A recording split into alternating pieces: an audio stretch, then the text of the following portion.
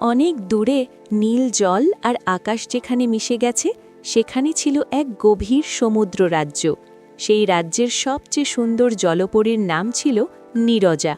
তার চুল ছিল ঢেউ খেলানো, চোখে ছিল চাঁদের আলো, আর কণ্ঠস্বর শুনলে মনে হতো সমুদ্র নিজেই গান গাইছে। নীরজা প্রতিদিন সূর্য ডোবার সময় সমুদ্রের ধারে এসে বসত, কারণ তখনই সে দেখতে পেত একটি রহস্যময় সাদা ঘোড়া। ঘোড়াটি সবসময় চুপচাপ থাকত, চোখ দুটো গভীর বিষণ্ণ, যেন হাজার বছরের দুঃখ লুকিয়ে আছে সেখানে। সে কখনো কারোর দিকে তাকাত না, শুধু সমুদ্রের দিকে চেয়ে থাকত। নীরজা ভাবত, একটা ঘোড়ার চোখে এত কষ্ট কেন? অভিশাপের শুরু। এক রাতে পূর্ণিমার আলোয় নীরজা সাহস করে ঘোড়াটির কাছে এগিয়ে গেল। সে বলল, তুমি কে? প্রতিদিন আসো আবার হারিয়ে যাও, তুমি কি একা? হঠাৎ সমুদ্রের ঢেউ থেমে গেল, বাতাস ভারী হয়ে উঠল।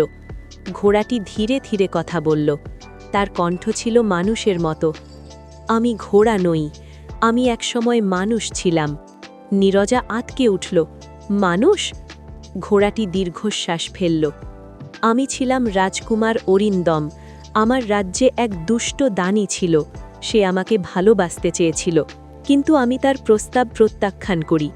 রাগে অন্ধ হয়ে সে আমাকে অভিশাপ দেয়, তুমি থাকবে সাদা ঘোড়া হয়ে, যতদিন না কেউ তোমাকে ভালোবাসবে তোমার আত্মার জন্য। সেই দিন থেকেই সে সাদা ঘোড়া। বন্ধুত্ব থেকে ভালোবাসা। নীরজা কাঁদতে লাগল।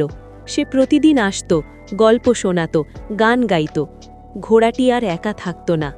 দিন যায়, মাস যায়, নীরজার হৃদয়ে অজান্তেই ভালোবাসা জন্মায়।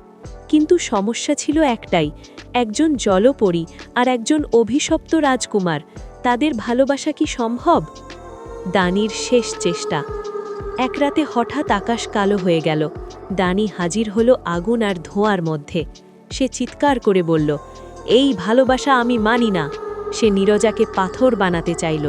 ঠিক সেই মুহূর্তে নীরজা চিৎকার করে বলল, আমি তাকে ভালোবাসি, ঘোড়া বলে নয়, রাজকুমার বলে নয়, আমি ভালোবাসি তার কষ্ট ভরা হৃদয়কে।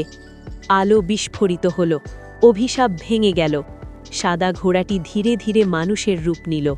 সামনে দাঁড়ালো এক সুদর্শন রাজকুমার। দানি চিৎকার করে মিলিয়ে গেল অন্ধকারে।